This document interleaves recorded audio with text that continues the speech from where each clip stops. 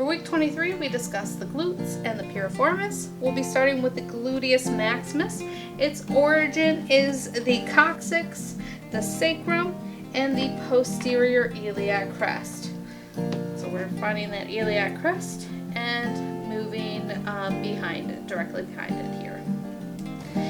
Its insertion is the gluteal tuberosity and the IT band. To find the gluteal tuberosity, you're going to find the greater trochanter, and you will see that it has a crest here, and then directly below it will be a bump. So here is your gluteal tuberosity, and that IT band is going to line the lateral side of your leg.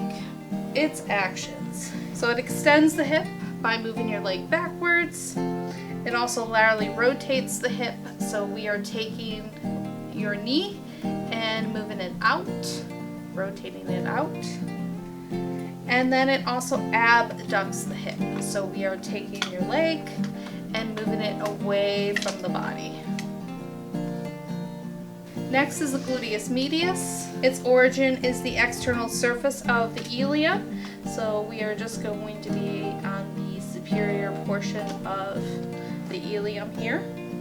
And then its insertion is the greater trochanter of the femur, so that greater trochanter is going to be on the lateral side of it, so this weirdly shaped piece. And then its action is to abduct the hip, so we are taking your leg and moving it away from the body. And then finally the piriformis. Its origin is the anterior surface of the sacrum.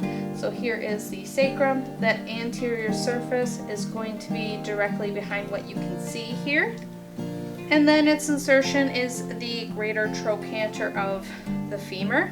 And then its action is to laterally rotate the hip. So we're just going to focus on the knee and then rotate outward.